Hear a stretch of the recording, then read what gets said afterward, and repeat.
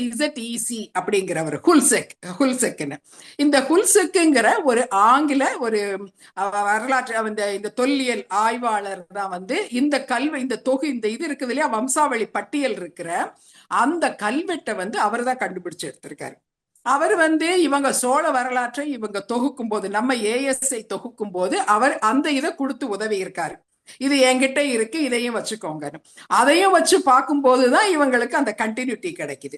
அதுல 6ஆம் நூற்றாண்டுல இருந்து இந்த எரிகம்மா அப்படின்னு வரிசையா விஜயகம்மா, நிருபகம்மா, இனி மற்றவங்க வரிசையில வந்து ஸ்ரீகாந்தராஜனோட முடிகிற அந்த பட்டியல் இருக்கு. அதுக்கப்புறமா வந்து இவங்க கிட்ட அன்பில் செப்பேடுகள்ல ஸ்ரீகாந்தராஜன்ல இருந்து கீழே ராஜராஜ சோழன் வகைரா வரைக்கும் எல்லா பட்டியலும் இருக்கு.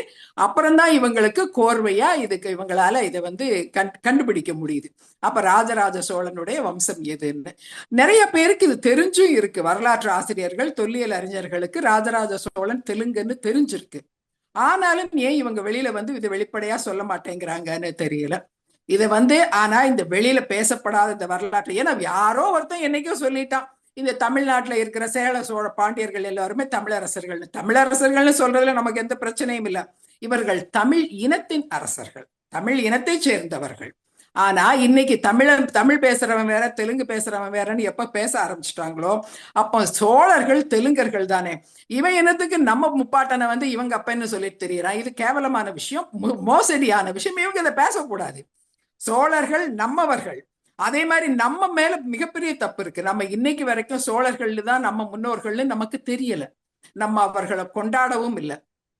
அதே மாதிரி இந்த கம்மநாடு பகுதி இருக்கு இல்லையா, இந்த கம்மநாட்டு பகுதியில இருந்தது அங்க நிறைய வந்து வீரர்கள் வந்து நிறைய அவங்களோட தொழிலே போர் தொழில் அப்படிங்கிற மாதிரி தெரியுது. இந்த பகுதியில இருந்த வீரர்கள் நிறைய இடங்கள் முதல்ல வந்து அவங்க சோழ நாட்டினுடைய போர் வீரர்களா இருந்திருக்கிறாங்க. சோழ பேரரசு செதஞ்சதுக்கு அப்புறம் சின்ன சின்ன இதுகளா போனதுக்கு அப்புறமா, ஆனாலும் அங்க தொடர்ந்து வீரர்கள் தான் வந்து தொழில்ல அவங்களுக்கு போர் தொழில் தான் வீரர்.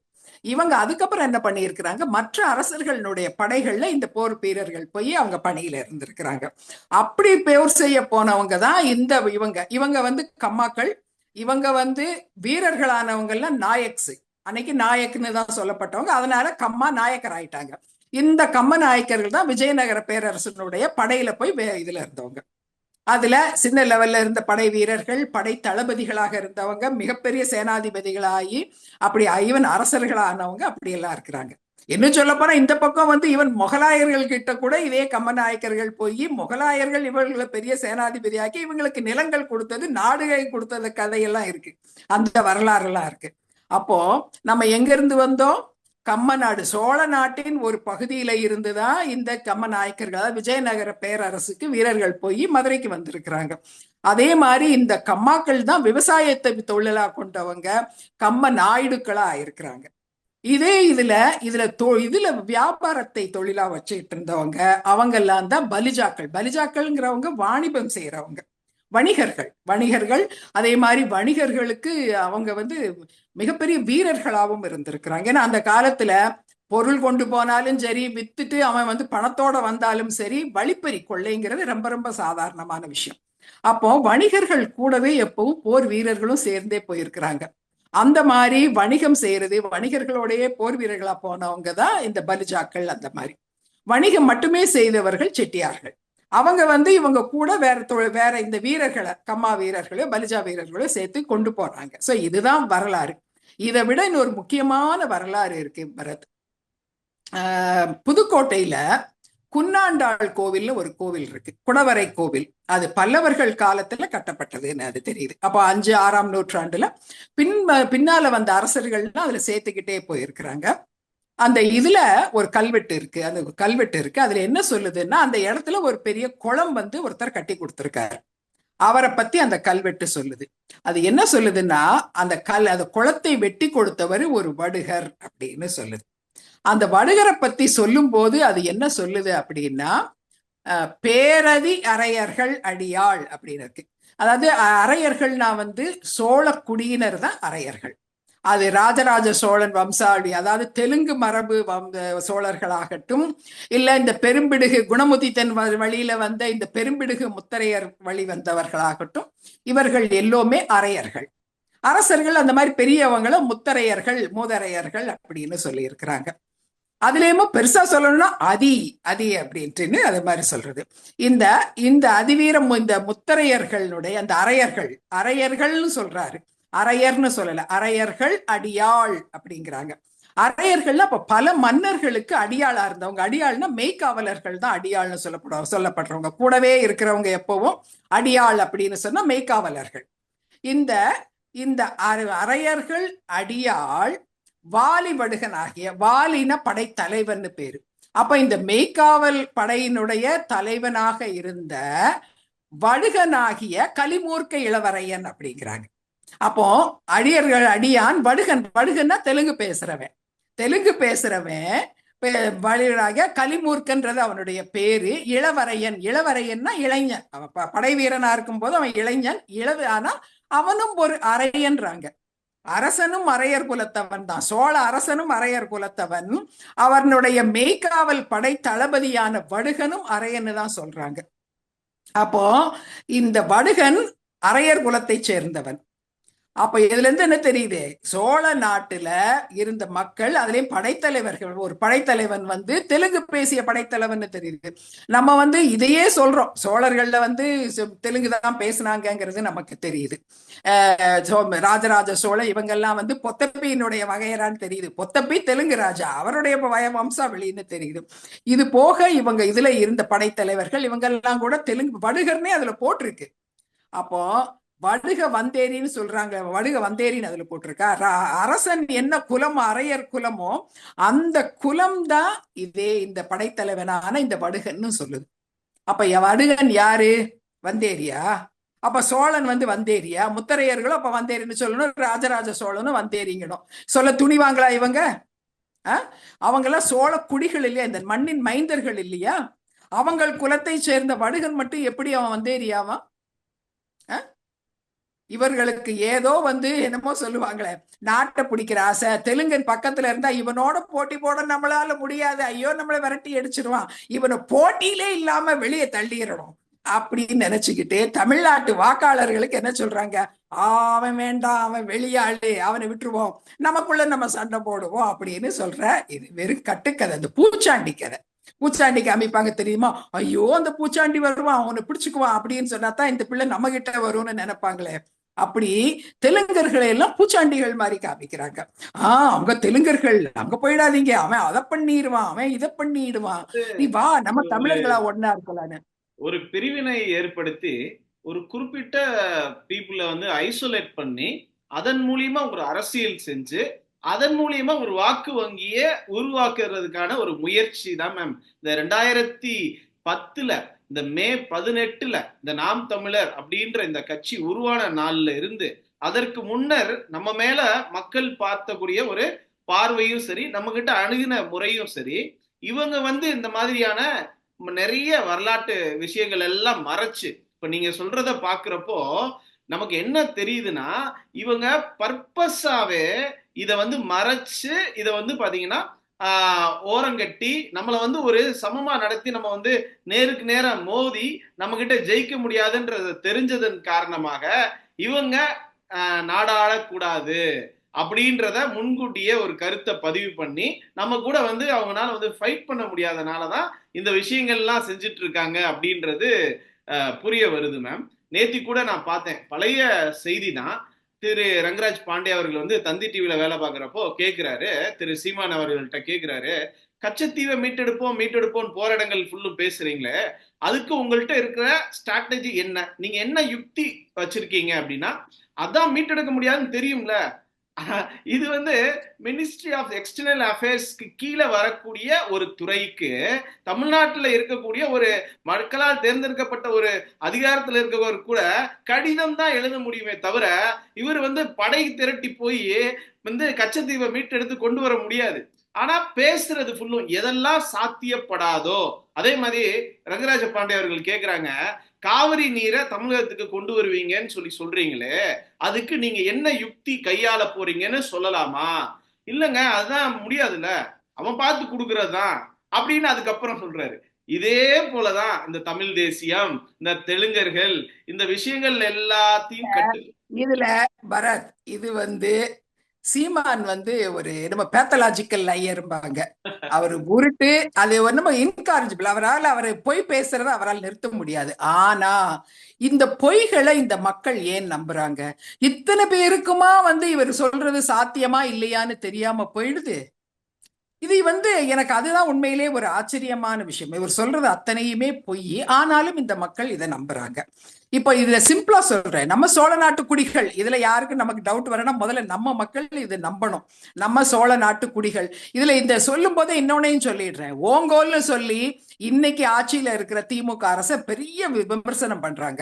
கலைஞர் வந்து ஓங்கோல்ல இருந்து வந்தார். ஆமா, அவர் ஓங்கோல்ல இருந்து வந்தாரு. ஆனா ஓங்கோல் சோழ நாட்டின் ஒரு பகுதி. ஓங்கோல்ல விடுங்க, சோழ நாட்டின் வேற பகுதியில் சென்னையில இருந்து வந்தவன் அவுட் சைடர் வந்தேறீங்கிறீங்களா? தஞ்சாவூர்ல இருந்து வந்தவன வந்தேறீங்கிறீங்களா? ஓங்கோல்ல இருந்து வந்தவங்களை மட்டும் ஏன் வந்தேறீங்கிறீங்க? என பார்த்தா காண்டு, வயிற்றுச்சல், இவனோட எப்படி சண்டை போடான்னு தெரியல, வேற எந்த வகையிலையும் பண்ண முடியாது. அதனால இந்த ஆள் அவுட் சைடர் அப்படின்னு நம்ம சொல்லணும். அவுட் சைடர்னா இன்னைக்கு தான் ஓங்கோல் வெளியில இருக்குது. எங்க இன்னைக்கு தமிழ்நாடுக்குன்னு நடுவுல குறுக்க ஒரு கோடு போட்டீங்களே, அதுக்கப்புறம் அந்த கோடு போடுறதுக்கு முன்னால் அது எங்க இருந்தது? முதல்ல சென்னை பட்டணமா இப்ப வந்து, அதுக்கு முன்னாடி சோழ நாடு இருந்தது இல்லையா? சோழ நாடு பிரிவடைகிறதுக்கு முன்னாடி ஓங்கோல் சோழ நாட்டின் ஒரு பகுதி தானே. அவங்களை எப்படி அவுட் சைடர்னு நம்ம சொல்றோம் இப்போ? அதுவே மிகப்பெரிய தப்பு. அதனால ஒரு லெவல் பிளேயிங் கிரவுண்ட் வச்சுக்கணும். நீ உன்னுடைய திறமை, நீ என்ன நல்லது செய்வ, நீ என்ன கெட்டது செய்வ, நான் அதை பண்ணுவேன் மக்களுக்கு நல்லதுன்னு அப்படி சொல்லி நீ வந்து ஒரு அரசியல் பண்றதை விட்டுட்டு பொய்யா வரலாற்றை மாற்றுறது, வரலாற்றையே வந்து திரிச்சு பேசுறது, இது வந்து தமிழ் தேசியம் இல்ல. இது வந்து ஒரு இந்த தமிழ்ங்கிற வார்த்தை வச்சிருக்கிறதுனால நம்ம ஒண்ணுமே அதை திட்ட முடியாம இருக்கிறோம். இது ஒரு கேவலமான அரசியல் பண்ணிட்டு இருக்கிறாரு சீமான். சொல்லுங்க. அதாவது பீப்புள் வந்து எப்பவுமே ரூலிங் பார்ட்டிக்கு அகெயின்ஸ்டா ஒரு ஆன்டி இன்கம்பன்சி வந்து நேச்சுரலா இருக்கு மேம். அது வந்து ரூலிங் வந்து பாத்தீங்கன்னா சென்ட்ரலுக்கும் ஸ்டேட்டுக்குமே இருக்கு. இப்போ ஒருத்தர் வந்து பிளைண்டா அவங்க செய்யற எல்லா விஷயத்தையும் திட்டுறப்போ உங்களுக்கு ஆளுங்கட்சி மீதான இருக்கக்கூடிய அந்த எதிர்ப்பு அலை, ஆன்டி இன்கம்பன்சிய வந்து ஒரு 10 ஓட்டு இங்கிட்டு போடுறாங்கன்னா ஒரு 2 ஓட்டு என்ன பண்ணிடுறாங்கன்னா நேச்சுரலாவே இவங்களை எதிர்க்கணும்ன்ற மனநிலையில இருக்கக்கூடியவங்க எல்லாரும் இவர்களுக்கு ஒரு 2 பட்டன் ஓட்டை பிரஸ் பண்ணிடுறாங்க. அந்த வகையில தான் இவர் என்ன பண்றாருன்னா, என்ன திட்டங்கள் செஞ்சாலும் ஏது செஞ்சாலும் உடனடியா எதிர்க்கிறது அப்படின்ற இதை பண்றப்ப, இப்ப பேசுறப்ப மேடைகள்ல வந்து உனக்கு என்னப்பா நீ பைத்தியம் அப்படின்னு நகைச்சுவையோட கலந்தமையோட டைரக்டர் தானே கதை வந்து இவர் பாஞ்சாலங்குறிச்சி கதை சொல்ல போறப்போ ஒரு ப்ரொடியூசர் சொல்றாரு, என் கையில பணம் இருந்துச்சுன்னு சொன்னா அந்த நிமிஷமே நானே ப்ரொடியூஸ் பண்ணிருப்பேன், அவ்வளவு அழகா கதை சொல்றான் அவன் அப்படின்னு சொல்லி. ஏன்னா அந்த கதைகள் வந்து அப்படியே ஒரு கோர்வையா தினம்தோறும் ஒரு புத்தகத்தை படிப்பாராம். அந்த புத்தகத்துல இருக்கக்கூடிய விஷயங்கள்ல எதெல்லாம் இவருக்கு சாதகமா இருக்கோ அதை மட்டும் அப்படியே எடுத்துட்டு வந்து அப்படியே ஸ்டேஜ்ல வாமிட் எடுத்துடுறது. கீழே இருக்கிற அதுல என்னன்னா பரத், இது வந்து ரொம்ப நாளா ட்ரை பண்ணப்பட்ட ஒரு நோன் வின்னிங் ஃபார்முலா. உங்களுக்கு ஒரு உதாரணம் சொல்லணும்னா, ஹிட்லர் தெரியும் இல்லையா? ஹிட்லர் வந்து அவங்க நாட்டுல அவங்க தெரியும் இல்லையா, ஜெர்மனி நாடு, ஜெர்மானியர்களும் இருக்கிறாங்க, யூதர்களும் இருக்கிறாங்க. யூதர்கள் பொதுவாவே கடுமையான உழைப்பாளிகள், கல்விக்கு அதிக முக்கியத்துவம் கொடுத்தவர்கள். இப்படி சொல்லுவோம். தமிழ்நாட்டுல எப்படி 50-60 வருடங்களுக்கு முன்னாலேயே கல்விக்கு பிராமணர்களும் தெலுங்கர்களும் முக்கியத்துவம் கொடுத்து இவங்கதான் நிறைய படிச்சவங்க. தமிழ் சாதிகள்ல சில பேர், தமிழ் பேசுற சாதிகள்ல சில பேர் படிக்கவே முக்கியத்துவம் கொடுக்கல. இது வந்து ஏற்றுக்கொள்ள வேண்டிய உண்மை யாரா இருந்தாலும். இதே மாதிரி ஜெர்மானியர்கள் கல்விக்கு ரொம்ப முக்கியத்துவம் கொடுக்கல, உழைப்பு ரொம்ப கடுமையான உழைப்பு செய்யல. ஆனா யூதர்கள் மிக கடுமையான உழைப்பாளிகள், கல்விக்கு முக்கியத்துவம் கொடுத்தாங்க, கல்வி ஆராய்ச்சி எல்லாத்துக்குமே. இப்ப இதுல என்னாச்சு, யூதர்கள் நல்ல வசதியா வாழ்றாங்க. இத பார்த்து வைத்தறிச்சல் பட்ட ஜெர்மானியர்கள் எல்லோரும் என்ன பண்றாங்க, இந்த யூதர்கள் மேல ஏற்கனவே அவங்களுக்கு ஒரு வெறுப்பு, கோபம் வருது. யூதர் மட்டும் நல்லா இருக்கானே, நம்ம நல்லா இல்லையே, நம்ம கஷ்டப்படுறோமேனு. இந்த வெறுப்பை இதை வந்து என்னன்னா, இந்த வெறுப்பை இன்னும் அதிகமா தூண்டி விட்டு இத பகை உணர்ச்சியா மாத்தி இவங்களை யூதர்களுக்கு எதிராக மிகப்பெரிய ஒரு பகை படையை திரட்டுறாரு. யாரு? நம்ம சாத்தான் ஹிட்லரு. ஹிட்லர் என்ன பண்ணாரு? இத வந்து நீ இதுக்குன்னு அவர் ஒரு கொள்கை பரப்பு செயலாளரை கண்டுபிடிக்காரு. அவன் தான் கீபல்ஸ், அது கோயப்பல்ஸ்ன்னு சொல்லுவாங்க நம்ம இங்க சொல்றவங்க. அந்த கோயப்பல்ஸ் என்ன பண்றாருன்னா ஒரு மிகப்பெரிய பிரச்சாரம் பண்றாரு. இந்த யூதர்கள் தான் உங்க வாய்ப்புகளை எல்லாம் திருடுறாங்க, உங்களுக்கு கிடைக்கிற வாய்ப்பை எல்லாம் அவன் கொண்டு போயிடுறான், இங்க இருக்கிற எல்லாமே அவனுக்கு சொந்தமா இருக்கு, அவன் எல்லாத்தையும் எடுத்துக்கிறான், அவன் இருக்கிற வரைக்கும் உனக்கு வசதியே கிடைக்காது, அவனை விரட்டணும் அப்படிங்கிற பிரச்சாரத்தை இவங்க மிகப்பெரிய அளவுல செய்யறாங்க. இதுதான் வந்து இது இது எல்லோரும் செய்யறது. இது என்னது? அந்த யூதனோட போட்டி போட முடியாதவங்க, அந்த அவனை வெறுத்து அவனை வெளியே தள்ளணும்னா அந்த ஆன்டி இன்கம்பன்சின்னு சொல்றதை விட இது வந்து ஒரு ஒரு ஒரு ஏதாவது ஒரு இனத்திற்கு எதிராக நம்ம இந்த பூச்சாண்டி காட்டுற வேலை. இதை செய்து 40-50 லட்சத்திற்கு மேற்பட்ட யூதர்களை இவங்க கொல்றதுக்கு அந்த ஜெர்மானியர்களை தூண்டினார்கள். அந்த ஜெர்மானியர்களும் அவ்வளவு 50 லட்சம் பேரையாவது கொலை பண்ணாங்க. அவ்வளவு பெரிய இனவெறுப்பு ஏற்பட்டது. அதுக்கு என்ன பண்ணாங்க தெரியுமா? அந்த கீபல்ஸ் அதுதான் சொல்லுவானா, அந்த கீபல்ஸ் கொள்கை பரப்பு செயலாளர், அவனுக்கு கீழே ஏராளமான இந்த பரப்புரை செய்யறவங்க, இந்த நட்சத்திர பேச்சாளர்கள், அவங்க எல்லாம் அங்கே இருந்திருக்கிறாங்க. அவங்க கிட்ட அவன் என்ன சொல்றது? யோசிக்காம பொய் சொல்லு, அந்த பொய்ய அதே மாதிரி உறக்க சொல்லணும். உன்னால எவ்வளவு உறக்க கத்த முடியுமோ அவ்வளவு உறக்க கத்தி நீ பொய் சொல்லணும். அந்த பொய்ய நீ உணர்ச்சியோட சொல்லணும்.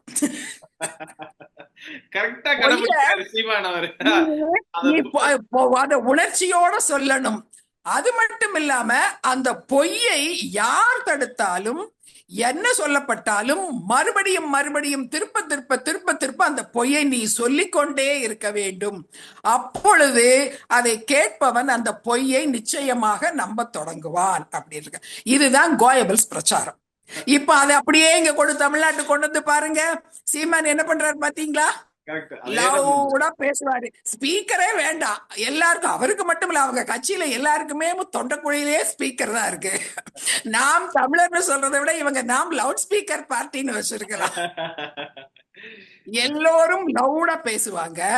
என்னமோ இவங்க வீட்டு தலைமையிலேயே வந்து குண்டு விழுந்தாப்புல உணர்ச்சிகரமா வெறுப்போட அப்படி பேசுவாங்க.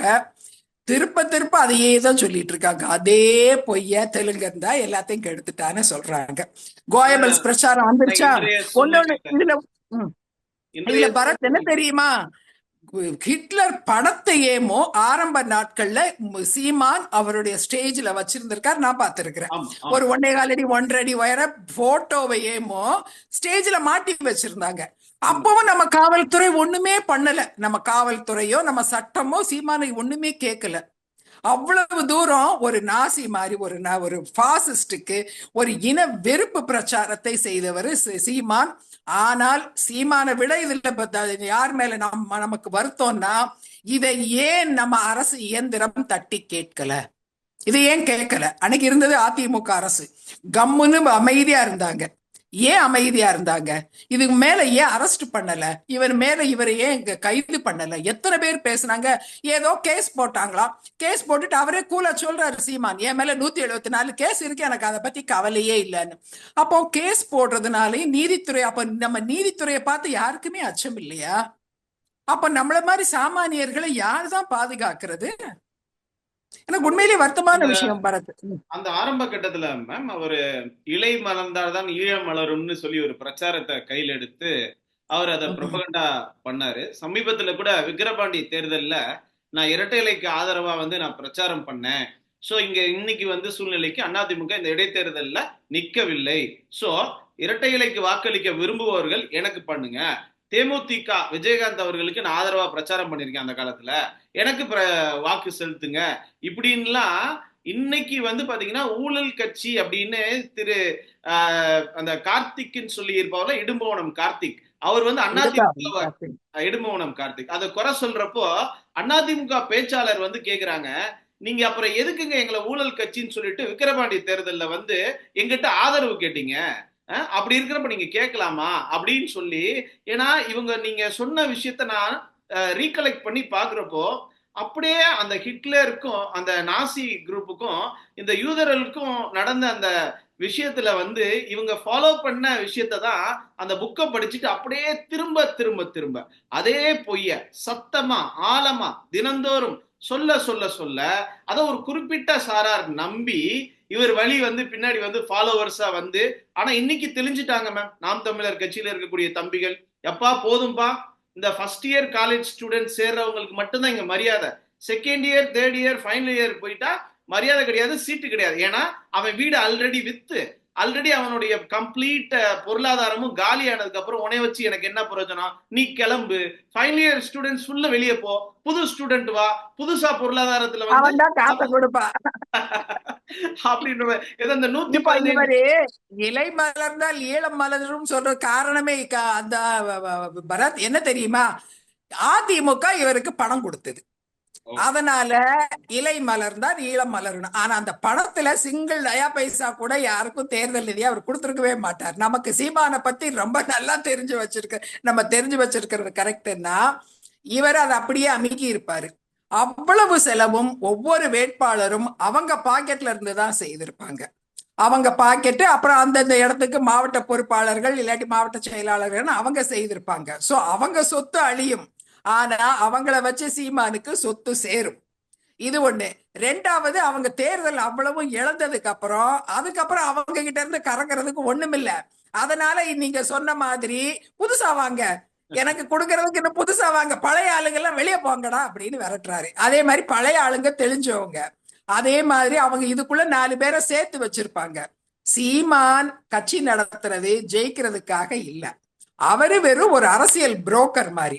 ஒரு அரசியல் கட்சிய இவர் என்ன பண்றாரு, இவருடைய பேச்சு திறனால இவரை சுத்தி ஒரு ஒரு கும்பலை சேர்த்து வச்சிருக்காரு. இந்த கும்பலை காமிச்சு, இப்ப இந்த சங்கங்கள்லாம் இருக்கு இல்லையா, என் சங்கத்துல ஒரு 1000 பேர் இருக்காங்க, இந்த குழுவுல ஆரம்பிங்க, பெண்களையும் 20 பேர் வச்சிருக்கிற குழுவே அப்படிதான் ஆரம்பிக்கிறாங்க. 20 பேர் என்கிட்ட இருக்கிறாங்க, நாங்க எல்லாரும் உங்களுக்கு ஓட்டு போடுறோம், எங்களுக்கு எவ்வளவு காசு கொடுப்பீங்க அப்படின்னு கேட்பாங்க. அதே மாதிரி சங்கங்கள், நாங்க இத்தனை பேர் இருக்கோம், 1000 பேர் இருக்கிறோம், உங்களுக்கு ஓட்டு போடுவோம், நீங்க எங்களுக்கு என்ன செய்வீங்கன்னு கேட்பாங்க. இதே வேலைய சீமான், என்கிட்ட 30 லட்சம் பேர் இருக்கிறாங்க, நாங்க உங்களுக்கு ஓட்டு போட நான் சொன்னா எல்லாரும் போடுவாங்க, அதுக்கு நீங்க எவ்வளவு பணம் கொடுக்க போறீங்க அப்படின்னு கேட்பாரு. இப்ப கூட கொஞ்சம் கூட வெக்கமே இல்லாம அவங்க கட்சியில இருக்கிற ஒரு பெண் வந்து ஒரு பொறுப்பாளர் சொல்லுது, எங்க கட்சிக்கு இப்போ எங்க கட்சி வேல்யூ 2000 கோடி. எவ்வளவு கேவலமா இருக்கு. அப்போ இதுல எங்க கொள்கை வந்தது, எங்க வந்து இன்னும் எந்த கருமாந்திரம் என்ன வந்தது இதுல? இவங்கெல்லாம் வந்து ஒரு அரசியல் கட்சின்னு சொல்லிக்கிறதுக்கு லாயக்கானவங்களா? இவங்க கட்சிக்கு 2000 கோடி தான் அவங்க கட்சியினுடைய வேல்யூவா. நான் ஒன்னொன்னு சொல்றேன், இந்த 2000 கோடி யாரோ ஆஃபர் பண்ணியிருக்காங்கன்னு நமக்கு தெரியுது, அதனால தான் அந்த வார்த்தை வருது. இன்னொன்னு சொல்றேன் பரத், நம்ம 4000 கோடி கொடுத்தோம்னு வச்சுக்கோங்க, ஐயோ தெலுங்கன்னா நான் முதலாளி அப்படின்னு காலையே வந்து விழுவாரு சீமான். ஆனா அதை கொடுக்கறதுக்கு அந்த அம்மாளுங்க யாரும் தயாரா இருப்பாங்களான்னு தெரியல. உண்மைதான் உண்மைதான் மேம். ஏன்னா சீமான் வெறுமனே இளவலஞ்சின்னு சொல்லி இப்ப ஒருத்தவங்க மருத்துவர் வந்து பாத்தீங்கன்னா, உங்களை போல அவங்களும் ஒரு மருத்துவர் தான், கட்சியில இருந்து வெளியே வந்திருக்காங்க, மாநில பொறுப்புல இருந்திருக்காங்க. இந்த 234 தொகுதியில 117 சீட்டு பெண்களுக்கும் 117 சீட்டு ஆண்களுக்கும் இவர் கொடுக்கறதுல உண்மைத்தன்மை எங்க இருக்குன்னு பாத்தீங்கன்னா, 117 பெண்கள் பொருளாதார ரீதியாக அவங்க ஒரு 5 லட்சம் 10 லட்சம் செலவு பண்ணி அவங்கனால நிக்க முடியும்ன்ற ஒரு ஆட்கள். இப்ப இவர் என்ன நினைக்கிறாருன்னா, வீட்டில் இருக்கக்கூடிய பெண்கள் தன் கணவர் வேட்பாளரா நிக்கிறப்போ நாளைக்கு உனக்கும் சீட்டு கிடைக்கும்ன்ற ஒரு ஆசையை உருவாக்கி குடும்பமா சேர்ந்து செலவு பண்ண வைக்கக்கூடிய யுக்தியை அவர் கையாளுறாரு. ஆனா கட்சி பதவிகள் வரப்போ எங்களுக்கு சீட்டு கிடையாது, எங்களுக்கு எந்த விதமான மாநில பொறுப்புகளும் கிடையாது, ஒரு கலெக்டர் போய் பாக்குறோமா, எங்க லெட்டர் பேட்ல எழுதி ஒரு பவர்ஃபுல்லான ஒரு லெட்டர் எழுதி எந்த ஒரு அதிகாரத்தில் இருக்கக்கூடிய பொறுப்புகளுக்கும் பெண்கள் கிடையாது. ஆனா வேட்பாளரா மட்டும் செலவுக்காக மட்டும்தான் இந்த 117 சீட்டு 50%, 33% இடஒதுக்கீடு மற்றவங்க கொடுக்க முடியாத சூழ்நிலையில இவர் 50% சீட்டு கொடுக்குறாருன்னு இவர் ஏதோ உண்மையா பெண்களுக்கு முக்கியத்துவம் கொடுக்குறாருன்னு தப்பா நினைச்சிடாதீங்க. இவர் அதுல வச்சிருக்க ஸ்ட்ராட்டஜி செலவு பண்றதுக்காக தான் எங்களை பயன்படுத்துறாரு, 1 ரூபா கூட தலைமையில இருந்து எலெக்ஷன் செலவுக்கு கொடுக்கறது கிடையாது அப்படின்னு அவங்க புட்டு புட்டு புட்டு புட்டு. அது சரி பரத், இத தெரிஞ்சுக்கிறதுக்கு இளவஞ்சிக்கு இத்தனை வருஷம் தேவைப்பட்டதா? அந்த அம்மா என்ன படிச்சாங்கன்னு எனக்கு தெரியல. அவர் எம்டின்னு சொல்றாங்க. இந்த அளவு கூட அறிவு அவங்களுக்கு இல்லையா? இதை முன்னவே தெரிஞ்சுக்க முடியாதா? இவங்க கட்சியில இவங்க செலக்ட் முதல்ல பண்ணது ஒண்ணுமே இல்லாத டம்மிகளா போட்டாங்க. அவங்களுக்கு செலவு பண்ணவே முடியும் அந்த வேட்பாளர்களால. அப்புறம் என்ன பண்ணாரு? போன சட்டசபை தேர்தலையும் சரி, போன இதுல பாராளுமன்ற தேர்தலையும் வசதியானவங்களா, டாக்டர்களா, என்ஜினியர்களா, இல்ல அந்த குடும்பத்தை சேர்த்த பெண்களா அப்படியே கொண்டு போடுறாரு. அந்த பெண்களுக்கு அவங்களுக்கு தெரிய வேண்டாமா இதுல ஜெயிக்கிறதுக்கான வாய்ப்பே கிடையாது இவங்க கட்சியிலங்கிறது தெரிய வேண்டாமா? அதை விட இவர் உண்மையிலேயே பெண்களை என்னைக்கு இவர் மதிச்சாரு? பெண்கள் விஷயத்துல சீமான் மேல எவ்வளவு மிகப்பெரிய குற்றச்சாட்டுகள் இருந்ததுங்கிறது எல்லா இடத்துலயும் இருக்கு. அதை நம்ம பேச தயாரா இல்ல. ஆனா எனக்கு ஒரு விஷயத்துல எனக்கு மனசுல அடங்காத ஒரு வாத்திரம் இருக்கு. அவரு ஒரு விஷயமா இந்த விஜயலட்சுமி விஷயமா ஒரு என்கொயரிக்கு வர்றாரு. அவர் மனைவியும் அவங்க கூட வர்றாங்க. அப்போ அந்த ஸ்டேஷனுக்கு வெளியே அவர் ஒரு பேட்டி கொடுக்கிறாரு. அதுல அவர் சிரிச்சுக்கிட்டே சொல்றாரு. அப்ப என்ன சொல்றாரு அப்படின்னா, அவர் மனைவி, உங்க மனைவி ஒண்ணு சொல்ல, எங்க மனைவி அதெல்லாம் ஒண்ணும் சொல்ல மாட்டா, ஒண்ணுதான் சொல்லுவா, நம்ம கொல்லையிலேயே இத்தனை பெண்கள் இருக்கும் போது அவதான் உனக்கு கிடைச்சாளான்னு. நம்ம கொல்லையிலன்னா நம்ம பேக்யார்டுலன்னு அர்த்தம் சொல்றாங்க. அப்ப அந்த கொல்லையிலன்னு யார மீன் பண்றாங்க? இவங்க வீட்டு கொல்லையில நிறைய பெண்கள் இருக்காங்களா? இல்ல இவங்க கட்சியில இருக்கிற பெண்களை இவங்க மீன் பண்றாங்களா? இல்ல இவங்க இந்த தமிழ்நாட்டு பெண்களை மீன் பண்றாங்களா? இந்த நம்ம கொல்லையில இத்தனை பெண்கள் இருக்கும் போதுன்னு அவருடைய மனைவி கயல்விழி சொன்னதுக்கு என்ன அர்த்தம்? அப்போ இது ஆப்வியஸா பார்த்தன்னா நம்ம கட்சிங்கிற மாதிரிதான் இது மீன் ஆகும். நம்ம கட்சியில இத்தனை பெண்கள் இருக்கும்போது நீ ஏன் போய் விஜயலட்சுமியை தொட்டன்னு அந்த அம்மா சொல்லுதுன்னா, அவங்க கட்சியில இருக்கிற ஒவ்வொரு பெண்ணுக்கும் கோபம் வர வேண்டாமா? ஏன் அப்போ இவங்களை மற்றவங்களை விடுங்க, இவங்கள மாதிரி ஆட்கள் ஏதாவது ரியாக்ட் பண்ணி இருக்கணுமா இல்லையா? இளவஞ்சி மாதிரியான ஆட்கள் யாருமே ஒண்ணுமே சொல்லலையா? எனக்கு உண்மையிலேயே அதை விட ரொம்ப வருத்தமான விஷயமா இருக்கு. அவரை கண்டிக்காததுனாலதான் மேம் இன்னைக்கு காளியம்மாள் வரைக்கும் பிசுறுன்னு பேசினதா இருக்கட்டும், அதன் தொடர்ச்சியா விஜயலட்சுமி அவங்களுடைய விஷயமா இருக்கட்டும், இப்ப சமீபத்துல நடந்துட்டு இருக்க எல்லா விஷயங்களா இருக்கட்டும், அவர் பாத்தீங்கன்னா பெண்கள் இப்ப நித்யானந்தா விஷயத்திலேயே அவர் அதை விமர்சிக்கிறப்ப அந்த ஆடியோல எவ்வளவு இழிவா ஒரு பெண்களை அவர் கட்சியில சுத்தி இப்ப எங்க போனாலும் இப்ப இந்த பக்கம் பெண்களை உட்கார வச்சு பேட்டி கொடுக்கிறாரு. அந்த அந்த அந்த அந்த அந்த அவரை பார்க்கக்கூடிய பார்வையில இவர் பெண் இனத்துக்கே எதிரானவர் அப்படின்றது அவருடைய பேச்சுல ஒவ்வொரு இடத்துலயும் வெளிப்படுது. இப்ப இதை மறைக்கிறதுக்கு இதை எப்படிடா இதை நம்ம இது பண்றதுன்றதுக்காக தான் இன்னைக்கு அவரை சுத்தி பாத்தீங்கன்னா அவங்களுடைய கட்சியினுடைய பெண்களை உட்கார வச்சு அவர் பேட்டி கொடுக்குற மாதிரி இதெல்லாம் ஓவராலா எப்படி மறைக்கிறதுன்னு தெரியாம அவர் இத பண்ணிட்டு இருக்காருன்ற மாதிரிதான் தெரியுது. நீங்க சொன்னது 100க்கு 100 உண்மை. நான் அந்த பேட்டியை அத நான் அப்படி பார்க்கல. நான் என்ன பாக்குறேன்னா, அதுக்கு முன்னாடி எப்பவுமே அவரை சுத்தி ஒரு 4-5 ஆண்கள் தான் உட்கார்ந்துட்டு இருந்தாங்க. எப்ப பெண்கள் உட்கார ஆரம்பிச்சாங்கன்னா, விஜயலட்சுமி ஒரு பேட்டி கொடுத்தாங்க. நான் உன்னைய ஒரு கை பாக்குறேன் பாரு அப்படின்ட்டு. அவங்க எப்ப சொன்னாங்களோ அப்பத்துல இருந்துதான் அவரை சுத்தி பெண்கள் இருக்காங்க. ஏன்னா ஒருவேளை விஜயலட்சுமி கிளம்பி அப்படி ஏதாவது தகராறு பண்ணா அதை ஸ்டாப் பண்றதுக்கு பெண்கள் பக்கத்துல இருக்கணுங்கிறதுக்கு தான், மற்றபடி இல்ல. அதே மாதிரி காளியம்மாளை பிசுறுன்னு சொன்னதுல எனக்கு எந்த பிரச்சனையும் இல்லை. ஏன்னா இது ஆணா இருந்தாலும் பெண்ணா இருந்தாலும் அது அது அரசியல் கட்சிகள்ல பண்றதுதான். ஒருத்தர் தலைவரையே ஓவர்டேக் பண்றாப்புல ஒருத்தர் பிஹேவ் பண்ணும் போது இப்படி அடக்கி வைக்கணுங்கிறது இதெல்லாம் சர்வசாதாரண விஷயம். இதையெல்லாம் நான் தப்புன்னு நினைக்கல. ஆனா அது தனிப்பட்ட விஷயம். அது ஆணுக்கா இருந்தாலும் பெண்ணுக்கா இருந்தாலும் அது உரைக்கணும். அப்படி அது காளியம்மாளுக்கு டெஃபினட்டா அது உரைச்சிருக்கும், அது வேற விஷயம். ஆனா பெண்ணுங்கிறதுக்காக அவர் அதை சொல்லி இருக்க மாட்டாரு. யார் ஆண் அப்படி செய்திருந்தாலும் அவர் அதைத்தான் சொல்ல போறாரு. ஆனா இந்த விஷயம் நம்ம கொல்லையில இத்தனை பெண்கள் இருக்கும் போது நீ ஏன் வேற பாக்குறேன்னா ஸ்பெசிபிக்கா அவங்க சொல்றாங்க. அப்ப இந்த பெண்களை யூஸ் பண்ணிக்கோங்க, அந்த பெண்கள் தொட வேண்டாம்னு சொல்லாம அவளை ஏன் தொட்ட விஜயலட்சுமியான அந்த அம்மா கேட்கிற மாதிரி ஆகுது. இது அந்த கயல்விழிங்கிற அந்த பெண் சொல்லி இருக்கலாமா? இல்ல அது சொன்னதுனால இவருக்கு மண்டையில எங்க அறிவு இருக்குது? இவ்வளவு பெரிய மோசமான ஒரு கமெண்ட ஒரு பொது வெளியில சீமான் எப்படி சொல்லலாம்?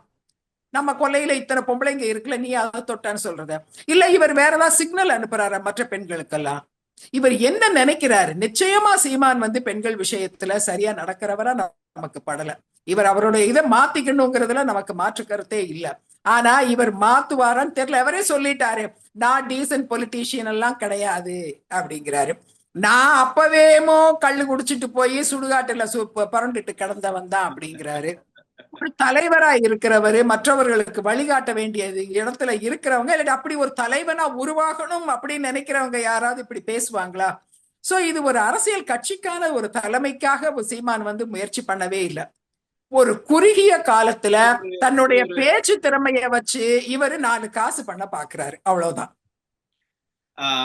மேம் இப்போ அதாவது இந்த அருந்ததியினர் இடஒதுக்கீடை வந்து நாம் தமிழர் கட்சி எதிர்க்கிறதா சொல்றாங்க. அந்த அருந்ததியினர் 3% இடஒதுக்கீட்டுல 7 பிரிவுகள் வருது. அதுல ஒண்ணுதான் ஆதி ஆந்திரா அப்படின்ற பிரிவை குறிக்குது. இவரு ஒட்டுமொத்த அந்த 7 பிரிவுகளையுமே இவர் வந்து பாத்தீங்கன்னா அருந்ததியினர் இவங்க எல்லாரும் தெலுங்கு பேசுறவங்க அப்படின்னு இவர் மனசுல நினைச்சுக்கிட்டு அவங்களுடைய அந்த விளிம்பு நிலையில, அதாவது விளிம்பு நிலையிலும் கீழே இருக்கக்கூடியவங்களை வந்து எதிர்த்து இவர் பேசிட்டு இருக்காரு. அது ஒண்ணு மேடம். அதை பத்தின உங்களுடைய கருத்து, உங்க பார்வை. அதன் தொடர்ச்சியா இப்ப மற்ற மாநிலங்கள்ல வகிக்கக்கூடிய இப்ப தமிழர்கள் இருக்காங்கன்னா அங்க வந்து இடஒதுக்கீடு அப்படின்றது அவங்களுக்கு கிடைக்கிறது இல்ல. ஆனா இங்க இருக்கக்கூடிய தெலுங்கர்களுக்கு இடஒதுக்கீடு கிடைக்குது, வேற்றுமொழி பேசக்கூடியவங்களுக்கு இடஒதுக்கீடு கிடைக்குது. சோ இது ரெண்டுத்தையுமே வந்து பாத்தீங்கன்னா மேடைதோறும் பேசிட்டு வராங்க. இதுக்கு ரவீந்திர துரைசாமி அவர்கள் வந்து சமீப காலமாக சீமானுடைய நெருங்கிய உறவினர் அவர் வந்து பாத்தீங்கன்னா சப்போர்ட் பண்ணி பேசிட்டு இருக்காருன்ற மாதிரி கருத்துக்கள் வருது. அவருடைய வேர்ட்ஸ் தான் இவர் வந்து போற இடத்துல எல்லாம் இவர் வந்து ரிஃப்ளெக்ட் பண்ணிட்டு இருக்காரு அப்படின்ற மாதிரி இருக்கு மேம். ஸோ இந்த அருந்ததியினர் பிளஸ் மாற்று மாநிலங்கள்ல இருக்கக்கூடிய இடஒதுக்கீடை பத்தின உங்களுடைய பார்வை. இதன் தொடர்ச்சியா ஒரு கேள்வி, இறுதி கேள்வி. சரி, இது இப்போ ஒண்ணு வந்து அண்ட புழுகு ஆகாச புழுகு. எது?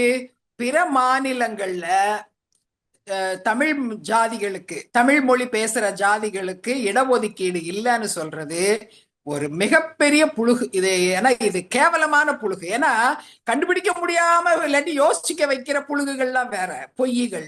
இது ஈஸியா கண்டுபிடிச்சிடலாம். நீங்களேமோ நெட்ல ஆன் பண்ணி ஆந்திரா ரிசர்வேஷன் லிஸ்ட்னு போடுங்க, கர்நாடகா ரிசர்வேஷன் லிஸ்ட்னு போடுங்க, அதுல எம்பிசி லிஸ்ட்ல யார் யார் வர்றாங்கன்னு பாருங்க. அத்தனையுமே தமிழ் சாதிகளுக்கும் தமிழ் பேசுற சாதிகளுக்கு ஆந்திராவிலையும் ஒதுக்கீடு இருக்கு, கர்நாடகாவிலையும் ஒதுக்கீடு இருக்கு.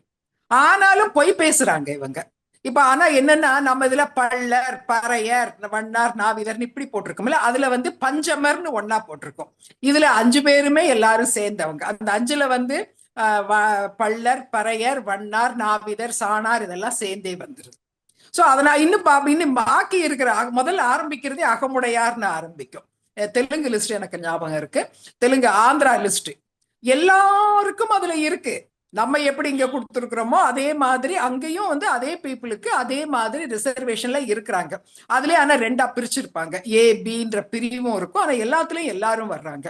இவ்வளவு ஈஸியா வெளிப்பற்ற போற இந்த சாயம் போக போற பொய்யை ஏன் சீமான் சொல்லிட்டு இருக்காருன்னு தெரியல.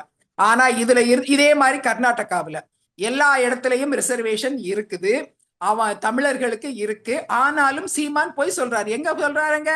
மேடை மேல நின்றுட்டு இருக்கிறாங்க, கீழே ஒரு 5000 10,000 பேரை கூட்டு வச்சு பேசுறாங்க. ஏன் பேசுறாங்க பரத்? ஏன் பேசுறாங்கன்னு யோசிங்க. அவங்க என்ன நினைக்கிறாங்க? சீமான் கட்சிக்காரங்க என்ன நினைக்கிறாங்கன்னா, கீழே உட்கார்ந்து இருக்கிறவன் அத்தனை பேரும் முட்டாளுன்னு நினைக்கிறாங்க. இவங்களுக்கு ஒண்ணுமே தெரியாது, நம்ம என்ன போய் சொன்னாலும் இவன் நம்புவான், அதே மாதிரி அதை போய் திருப்ப கிராஸ் செக் பண்ணவும் மாட்டான், பாக்குறதுக்கு அவனுக்கு தெரியவும் தெரியாது, அவன் சுத்தம் முட்டாளுன்னு நினைக்கிறாங்க. இப்படி ஒரு தலைவனா இந்த மக்களுக்கு வேணும். இந்த கீழே உட்கார்ந்து இருக்கிறவங்க அத்தனையும் நம்புறாங்க. இது இவ்வளவு ஈஸியா கண்டுபிடிக்க என்னது வெளிச்சத்துக்கு வரக்கூடிய ஒரு உண்மை. இந்த பொய்யை ஈஸியா வந்து வெளியில சாயம் போயிடும். இவ்வளவு பெரிய பொய்ய சொல்ற எனக்கு அப்ப அந்த கீழே இருக்கிற மக்களை நினைக்கும் போது பரிதாபமா தான் இருக்கும். இவங்களை பத்திய சீமானின் பார்வை என்ன? ஒரு தலைவன் அப்போ இத்தனை முட்டாள்களுக்கு நான் தலைவன் அவன் நினைக்கிறார். அவரு உன்னை கீழே இருக்கிறவன் புத்திசாலின்னு நினைச்சுன்னா இவ்வளவு பெரிய பொய் அவர் சொல்லுவாரா? இது ஒரு பக்கம். இன்னொரு பக்கம் அடுத்தது இவங்க கேட்ட இன்னொரு கேள்விக்கு சொல்றேன். அருந்ததியர்களுக்கு உள்ஒதுக்கீடு 3% கொடுத்திருக்கிறாங்க. அருந்ததியர்கள் தான் இந்த சமூகத்திலேயே மிக கீழான நிலையில இருக்கிற, ஒடுக்கப்பட்ட, தாழ்த்தப்பட்ட, பிற்படுத்தப்பட்ட, எல்லா வகையிலையும் ஒடுக்குமுறைகளுக்கு, அடக்குமுறைகளுக்கு ஆட்பட்ட ஒரு சமூகம். இதை யாரும் மறுக்கவே முடியாது. சமூகத்தின் மிக அடித்தட்டு நிலையில் இருக்கிறவங்க. ரிசர்வேஷன் எதுக்கு கொண்டு வந்தாங்க? ரிசர்வேஷன் வந்ததேமோ சமூக நீதியின் அடிப்படையில. எந்தெந்த சமூகங்கள்லாம் ஜாதி அடிப்படையில பிற்படுத்தப்பட்டதோ ஒடுக்குமுறைகளுக்கு ஆளானதோ இந்த சமூகங்கள்ல மேல கொண்டு வர்றதுக்காகத்தான் ரிசர்வேஷன்.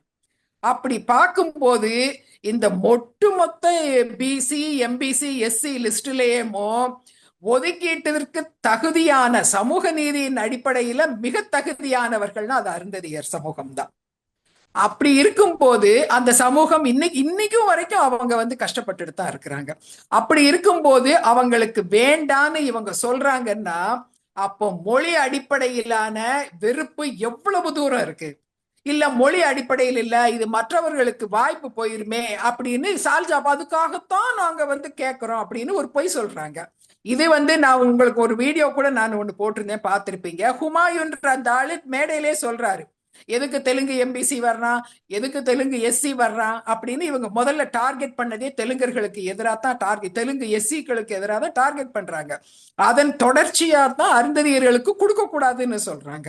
இது மிகப்பெரிய மோசடி. மொழியின் அடிப்படையில அந்த மக்களை பிரிவுபடுத்துற, அந்த மக்களை இன்னும் அழுத்தி வைக்கணும்னு நினைக்கிற மிகப்பெரிய மோசடி இது. ஆனா நம்ம இன்னைக்கு சொல்லி இருக்கிறோம், இது அருந்ததி மக்களுக்கும் போய் சேரணும். அருந்ததியின மக்களும் இதே சோழ நாட்டு குடிகள் தான், அவங்க இந்த மண்ணின் மக்கள் தான். அவங்க தெலுங்கு பேசுறாங்க. எப்படி பாண்டிய நாட்டு மக்கள் எல்லாம் தமிழ் மட்டுமே பேசினாங்களோ அப்படி சோழ நாட்டு குடிகள் எல்லாம் தமிழும் பேசினாங்க, தெலுங்கும் பேசினாங்க. ஏன்னா ராஜா வந்து தெலுங்கரு, ராஜராஜ சோழன் வகைரால தெலுங்கரு, மக்கள்லயும் நிறைய பேர் குடிகள் தெலுங்கர்கள். அந்த பூமியில இருந்தவங்க தான் அருந்ததியர்கள். அவங்க அங்கிட்ட இருந்து இங்க வந்தானே, இங்கிட்ட இருந்து அங்க வந்தானே. இப்படி ஒரு கேள்வி கேட்கிறேன். இன்னைக்கு தமிழ்நாடு இருக்கு, தமிழ்நாட்டுல அரணையூர்ல சீமானுடைய அம்மா இருக்காங்க. சீமான் வந்து எங்க இருக்காரு, சென்னையில இருக்காரு.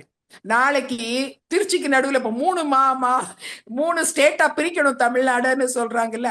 அப்படி ஒருவேளை 3 ஸ்டேட்டா பிரிச்சாங்கன்னு வச்சுக்கோங்க, திருச்சிக்கு நடுவுல ஒரு கோடை போட்டு கொங்கு நாடு தனியா அப்படி சவுத்துன்னு. அப்போ திருச்சிக்கு இந்த பக்கம் இருக்கிற சீமான் வேற இனம் வேற ஜாதி, திருச்சிக்கு அந்த பக்கம் இருக்கிற அவங்க அம்மா வேற இனம் வேற ஜாதின்னு ஆயிடுமா? எப்படி இது இது எப்படி? அப்ப இது எவ்வளவு பெரிய மோசடியா வந்து இவங்க பேசுறாங்க. சோழ நாட்டை இன்னைக்கு கோடு போட்டு பிரிச்சுட்டோங்கிறதுனால அதுக்கு கோட்டுக்கு அந்த பக்கம் இருந்து வந்தவங்க எல்லாம் வேற இனம் வேற இவங்க வேற இனத்தை சேர்ந்தவங்களா? எல்லோரும் தமிழர் இனம், எல்லோரும் தமிழர் இனம். தமிழர் இனத்திலேயே இன்னும் முன்னேறிய சமூகம் தான் தெலுங்கர் சமூகம். இதை வந்து நான் இதை சொன்னா இவங்களுக்கெல்லாம் நிறைய பேருக்கு காண்டு அடிக்கும், ஆனா அதுதான் உண்மை. தமிழர் இனத்திலேயே தமிழ் மொழியை இன்னும் பலப்படுத்தி, தமிழையே இன்னும் விரிவுபடுத்தி, இன்னும் அகலமான ஒரு மொழிப்பலகையையும் உண்டாக்கி, அறிவியலும் எல்லாம் அறிவியல் இன்னும் கலைகள் எல்லா வகையிலையும் இன்னும் முன்னேறிய ஒரு சமூகமா வாழ்ந்தவங்க தான் சோழக்குடிகள். அந்த சோழக்குடிகள் தெலுங்கு பேசினாங்க, சிம்பிள். இப்ப இவங்களுக்கு என்ன காண்டு, இவங்க வேண்டாம், இவங்க ஆந்திராக்காரங்க நாங்க சொன்ன நம்ம சதவாகனர் நாட்டுல இருந்து வந்தோமாப்பா, நம்ம எங்க இருந்தோம், நம்ம இது சென்னை, இந்த குண்டூர், இந்த ஓங்கோல் இங்கெல்லாம் இருந்து வந்தவங்க தானே நம்ம. கடப்பா, குண்டூர், பிரகாசம் இந்த மாவட்டங்கள்ல இருந்து வந்தவங்க தானே. இது எல்லாமே சோழ நாடு தானே. இதை சொல்றதுக்கு இவன் யாரு? இல்ல நம்ம இந்திய அரசியலமைப்பு சட்டம் சொல்லுது அங்க இருந்து வந்தவங்க எல்லாம் வேறவங்கன்னு. எல்லாத்தையும் விட இவங்க சொல்ற மிகப்பெரிய பொய் என்ன தெரியுமா? மாநிலங்கள் உருவாக்கப்பட்ட பொழுது சொல்லப்பட்டது என்னன்னா, நிர்வாக வசதிக்காக மொழி அடிப்படையில் மாநிலங்களை பிரிக்கிறோம்னு சொன்னாங்க. ஏன்னா மக்களோட தொடர்பு கொள்றதுக்கு ஒரு மொழி வேணும். பல மொழி பேசுற மக்கள் இருக்கிற இடத்துல எது பெரும்பான்மையா பேசப்பட்ட மொழியோ அந்த மொழியில வந்து நம்ம நிர்வாகத்துக்கு, அரசு நிர்வாகத்துக்கு அந்த மொழியை பயன்படுத்திக்கலாம்ங்கிறதுக்காகத்தான் மொழி அடிப்படையிலான மாகாணம் பிரிக்கப்பட்டது. இந்த மொழிக்காரன் நீ இதை வச்சுக்கோ, இது உனக்கேதான், அந்த தெலுங்கு நீ இதை வச்சுக்கோ அப்படின்னு கொடுத்ததோ, இல்லாட்டி தமிழ நீ தமிழ் பேசுறவன் எல்லாம் உனக்குத்தான் இதை வச்சுக்குன்னு யாருக்கும் நாடை பிரிச்சு கொடுக்கவே இல்லை. முதல்ல இந்த அயோக்கியத்தனமான பொய்யான பரப்புரைகளை செய்யற இந்த தமிழ் தேசியம் 2.0 இருக்கு, இது முதல்ல நிறுத்தணும்.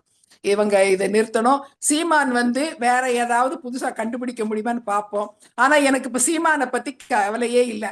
சீமான் இப்ப எல்லாருமே வெளியே போயிட்டாங்க, சீமான் டம்மி தான், சீமானை பத்தி எனக்கு கவலை இல்லை. ஆனா சீமான் சொல்றத நம்புறவங்க இத்தனை லட்சம் பேர் இருக்காங்கல்ல, இவர்கள் மனசுல இருக்கிற இந்த பகை உணர்ச்சிய, தெலுங்கர் மீதான வெறுப்பை நம்ம எப்படி இதை வந்து களைய போறோம், இவங்களுக்கு எப்படி இந்த உண்மையை எடுத்துட்டு போக போறோம்ங்கிறது தான் நம்மளுடைய கவலை, வருத்தம் எல்லாம். நேற்றைய தினம் வந்து பாத்தீங்கன்னா யூடியூப்ல வந்து நிறைய பேர் இந்த கருத்தை பேசிட்டு இருக்காங்க. இப்ப நீங்க சொன்ன கருத்து தான் மேம். அதாவது தமிழ்நாட்டுல இருக்கக்கூடிய மக்களுக்கு திராவிடர் அப்படின்னு ஒரு பேர் இருக்கும் பட்சத்தில், மலையாளம் பேசக்கூடிய கேரளால இருக்கக்கூடிய மக்களா இருக்கட்டும், கர்நாடகால இருக்கக்கூடிய கன்னடம் பேசுறவங்க, தெலுங்கானா இருக்கக்கூடிய தெலுங்கு பேசக்கூடிய மக்கள், ஆந்திரால இருக்கக்கூடிய தெலுங்கு பேசும் மக்கள் வந்து ஏன் அவங்க திராவிடர்னு சொல்ல மாட்டேங்கிறாங்க? அவங்க தெலுங்கர், கன்னடர், மலையாளின்னு தான் சொல்லிக்கிறாங்க. நாம மட்டும் ஏன் தமிழர்னு சொல்லாம திராவிடர்னு சொல்லணும் அப்படின்னு? இது நியாயம் தானே?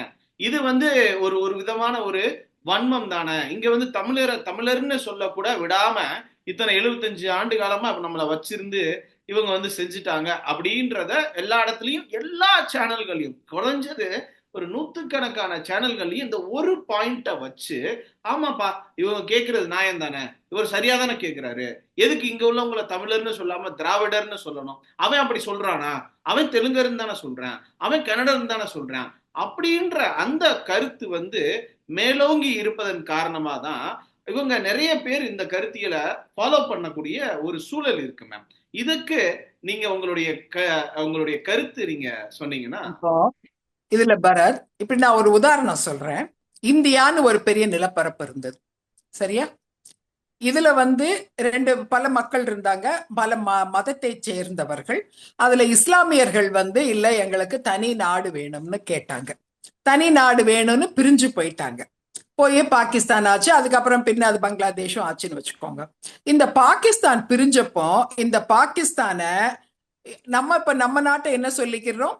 இந்துக்கள், இஸ்லாமியர்கள், இன்னி கிறிஸ்தவர்கள், இன்னி நிறைய இருக்கிற மற்ற சிறிய மதங்களை சேர்ந்தவர்கள் எல்லோரும் சேர்ந்து வாழ இருக்கிற ஒரு நிலப்பகுதி இது. செக்குலர் ஸ்டேட் அப்படின்னு நம்ம சொல்றோமா இல்லையா? செக்குலர்னா என்னது? மத சார்பற்றது, இல்ல எல்லா மதத்தினருக்கும் ஆனது அப்படின்னு அர்த்தம். எப்படி எடுத்துக்கலாம், ரைட்டா? ஆனா பாகிஸ்தான்காரன் நாங்க செக்குலர்னு சொன்னானா? இல்ல, சொல்லல. அவன் என்ன சொல்றான்? நான் இது இஸ்லாமிய நாடுன்னு தானே சொல்றான். ஆமா. அப்ப இங்க உள்ளவங்க கிட்ட வந்து நம்ம இஸ்லாமியர்கள் கிட்ட நீங்க மட்டும் இங்க ஏன் செக்குலர் ஸ்டேட்னு சொல்றீங்க, அவன் அங்க இருக்கிற இஸ்லாமியன் செக்குலர்னு சொல்றானா அப்படின்னு கேட்டமா? கேட்டமா? இல்ல. ஏன்னா அந்த இஸ்லாமியன் பிரிச்சு கொடுத்தாத்தான் அவன் என்ன வேணா சொல்லிட்டு போட்டும். நம்மள இருந்து பிரிஞ்சு போனவங்க அவங்க தங்களை என்ன வேணா சொல்லிக்கிட்டும். ஆனா நம்ம இன்னும் இஸ்லாமியர்களையும் சேர்த்த ஒரு நாடாக, எல்லோ மதத்தவர்களும் சேர்ந்து இருக்கக்கூடிய ஒரு நாடாத்தான் நம்ம இருக்கிறோம், சரியா? இப்ப அதே இதை இப்ப தமிழ்நாட்டுக்கு கொண்டு வாங்க. சென்னை மாகாணமா பெருசா இருந்தது. சென்னை மாகாணத்துக்குள்ள இன்றைய இப்ப இருக்கிற தமிழ்நாடு இருந்தது, ஆந்திரா இருந்தது, தெலுங்கானா பகுதிகள், கொஞ்சம் கர்நாடக பகுதிகள், அப்புறம் கேரள பகுதிகள் எல்லாம் சேர்ந்துதான் சென்னை மாகாணம். அதற்கும் முன்னால அது தென்னிந்திய பகுதிகள், சேர சோழ பாண்டிய நாடா அப்படி இருந்தது. எப்படி இருந்தாலும் இது ஒரே நிலப்பரப்பா இருந்திருக்கு பெரும்பான்மையா. அதுக்கப்புறம் கொஞ்சம் கொஞ்சமா குறைஞ்சு வந்தாலும் சென்னை மாகாணம்னு சொல்ற இந்த 4 மொழி பேசுற மக்களும் கலந்து வாழ்ற ஒரு பகுதியாத்தான் இது இருந்தது. அதுக்கப்புறம் அதுல இருந்து முதல்ல வந்து ஆந்திரா பிரிஞ்சு போனது. ஆனா ஆந்திரா பிரிஞ்சு போனதற்கு மொழி காரணமே இல்லை. இது இந்த சீமான் அயோக்கியத்தனமா பேசுற பேச்சு. ஆந்திரா பிரிஞ்சு போனதுக்கு மொழி காரணம் இல்லை. ஆந்திரர்கள் அப்ப பொட்டி ஸ்ரீராமுல என்ன சொன்னாருன்னா, இப்ப நம்ம எப்படி வடக்கு வாழ்கிறது தெற்கு தேய்கிறதுன்னு சொல்லிட்டு இருந்தோம், நாடுல வந்து அவங்க வசதியா இருக்காங்க, நம்ம இங்க வந்து ரொம்ப கஷ்டப்படுறோம்னு முதல்ல இருந்தது இல்லையா? அப்ப அப்படித்தான் இருந்தது, வடப்பகுதிகள் வசதியா. அதே மாதிரி இந்த சென்னை மாகாணத்துல ஆந்திர பகுதிகள் மிகவும் பின்தங்கிய பகுதிகளா இருந்தது. அங்க தொழிற்சாலைகள் ஒண்ணுமே கிடையாது, பூமியும் வறண்ட நிலப்பகுதியா தான் அப்ப இருந்தது. ஆறுகள் இருந்தாலும் ஆறுனுடைய நீர் பாசனம் வந்து எல்லா இடத்துக்கும் பரவற மாதிரி பகுதிகள் அப்ப இல்ல. அப்போ தொழிற்சாலைகளும் இல்லாம விவசாயமும் பொய்த்து போய் அந்த மக்கள் ரொம்ப கஷ்டப்பட்ட நிலைமையில் இருந்தாங்க. ஆனா சென்னை இதற்கு தென்பகுதிகள் நல்ல வசதியா இருந்தது. அப்ப பொட்டி ஸ்ரீராமுலு என்ன சொன்னாருன்னா, இந்த சென்னை மாகாணத்திற்கு கிடைக்கிற எல்லா நலத்திட்டங்களும் தெற்கு பகுதிக்கு தான் போகுது, ஆந்திர பகுதிக்கு வரமாட்டேங்குது, எங்களுக்கு அப்ப தனியா ஆந்திராவை பிரிச்சு கொடுங்க, அது தனி மாகாணமாக்குங்க, ஆக்கி அதற்கு தனியா நலத்திட்டங்களை ஒதுக்குங்கன்னு சொன்னதுதான் பொட்டி ஸ்ரீராமுலு சொன்னாரு. அது அப்புறம் ஒரு பெரிய இதுவா மூவ்மெண்ட் ஆகி அப்புறம் பிரிச்சும் கொடுத்தாங்கன்னு வச்சுக்கோங்க. அவங்க இதுல இருந்து பிரிஞ்சு போனவங்க தெலுங்கர்கள் மட்டுமே. இப்ப தெலுங்கர்கள் மட்டுமே இல்லை, இதுல இருந்து தெலுங்கர்களுக்குன்னு அங்க தெலுங்கு பேசுறவங்க பெரும்பான்மையா இருந்தாங்க, அதுல போனவங்க. இதே மாதிரி கர்நாடகாவும் போச்சு, இதுவும் போச்சு. நம்மள இருந்து பிரிஞ்சு போனவங்க இந்த மொழி அடிப்படையில அவங்க தனி மாநிலமா நம்ம பிரிச்சுட்டோம். ஆனா நம்ம வந்து எல்லோரும் சேர்ந்து வாழ்ற ஒரு இடமாவும் இருக்கிறோம். இன்றைய இந்தியா எப்படி எல்லோரும் சேர்ந்து இருக்கிற இடமா செக்குலர் ஸ்டேட்டா இருக்கும், அப்படி தமிழ்நாடு இந்த 4 மொழி பேசும் மக்களும் சேர்ந்து இருக்கிற ஒரு செக்குலர் ஸ்டேட். என்ன இதுல வந்து மொழி அடிப்படையிலான பிரிவினை இதுல இல்லை, எல்லா மொழி பேசுறவங்களும் இருக்கிறாங்க. ஆனா பிரிஞ்சு போனவங்க மொழியின் அடிப்படையில் தான் பெரும்பான்மையா போனாங்க. அதனால அவங்க இதுல அவங்க மொழியை மட்டுமே பிரதானப்படுத்தி அந்தந்த மொழியின் அடிப்படையில மாநிலமா பேசிக்கிறாங்க. நம்ம ஏன் நீங்க ஏன் இப்படி கூப்பிட்டுக்கலன்னு கேட்க முடியாது, ஏன்னா அவங்க இதுல இருந்து நாங்க பிரிஞ்சு போறோம்னு போனவங்க. ஆனா நம்ம இதுல எல்லோரும் சேர்ந்துதான் இருக்கிறோம். அதே மாதிரி இந்த மொழிவழி மாநிலங்கள் பிரிச்சு கொடுக்கப்பட்ட போது இங்க தமிழ்நாட்டுல அதிக இந்த ஏரியாவுல தமிழ் பேசுறவன் நிறைய இருக்கிறான். ஆனா இந்த ஏரியாவுக்குள்ள இதே தெலுங்கு பேசுற பூர்வகுடிகளும் இருக்கிறாங்க, மலையாளம் பேசுற பூர்வகுடிகள் இருக்காங்க, அவங்களும் இருக்கிறாங்க. இவங்களுடைய நலன் பாதுகாக்கப்படும் அப்படின்னு இந்த மொழிவாரி மாநிலங்கள் பிரிக்கப்பட்ட பொழுது மொழி சிறுபான்மையினருக்கு உறுதி அளிக்கப்பட்டது. இது எல்லா இடத்துலையும், இது தமிழ்நாட்டுக்கும் அளிக்கப்பட்டது, ஆந்திராவுக்கு, கர்நாடகாவுக்கு, எல்லா இடத்துக்கும், கேரளாவுக்கு, எல்லா இடத்துக்குமே இந்த மாநிலங்களுக்கு இந்த அங்க இருக்கிற மொழி சிறுபான்மையினருக்கு இந்த உறுதி அளிக்கப்பட்டது. சரியா? அதனால அந்தந்த மாநிலங்கள் எல்லாம் இருக்கிறாங்க, இங்கேயும் எல்லோரும் இருக்கிறாங்க. இப்போ அதே மாதிரி நீங்க இங்க இருந்து இந்தியாவுக்கு வெளிநாட்டுக்கு போறீங்கன்னு வச்சுக்கோங்க, உங்களை என்னன்னு கேட்பாங்க. சீமான் சொல்ற இந்த புருடா அண்டப்புழுகன் சொல்ற மாதிரி எல்லாம் நீங்க எந்த இனத்தவர் அப்படின்னு எல்லாம் யாருமே கேட்க மாட்டாங்க. நானே நிறைய நாள் வெளிநாட்டுல இருந்திருக்கிறேன். வேர் ஆர் யூ ஃப்ரம் அது மட்டும்தான் கேட்பாங்க. நம்ம வெளியில கேட்கும் போது நம்ம என்ன சொல்லுவோம், ஐ எம் ஃப்ரம் இந்தியா, அப்படித்தான். அப்போ இந்தியான்னு சொல்லிட்டாவே நம்ம இந்தியர் தான், அதுக்கப்புறம் அதுக்கு மேல வேற யாரும் கேள்விக்கல. இது நான் டெல்லிக்கு போகும்போது வேர் ஆர் யூ ஃப்ரம்னு சொன்னா நான் என்ன சொல்லுவேன், ஐ எம் ஃப்ரம் தமிழ்நாடுன்னு தான் சொல்லுவேன். தமிழருங்கிறது தான் நம்மளுடைய அடையாளம். நீங்களும் வந்து தெலுங்கு பேசுற தமிழர் தான். என்னைக்காவது வெளியில போய் நான் தெலுங்குன்னு சொல்லி இருக்கிறீங்களா? எங்கேயாவது டெல்லியில போய் நீங்க எங்க இருந்து வர்றீங்கன்னா தமிழ்நாட்டுல இருந்து தான் வருதோம். நம்ம வந்து நம்ம ரத்தத்திலே ஊர்னது நம்ம தமிழருங்கிற உணர்வு தான் நமக்கு இருக்கு. சரி, வெளிநாடுக்கு போனா இந்தியர்னு சொல்றோம், இங்கேயே வேறு மாநிலத்துக்கு போனா நம்ம தமிழர்னு சொல்றோம். தமிழ்நாட்டுக்குள்ள தமிழ் பேசுறவனும் இருக்கிறான், தெலுங்கு பேசுறவனும் இருக்கிறான், கன்னடம் பேசுற, மலையாளம் பேசுற எல்லாரும் இருக்கிறாங்க.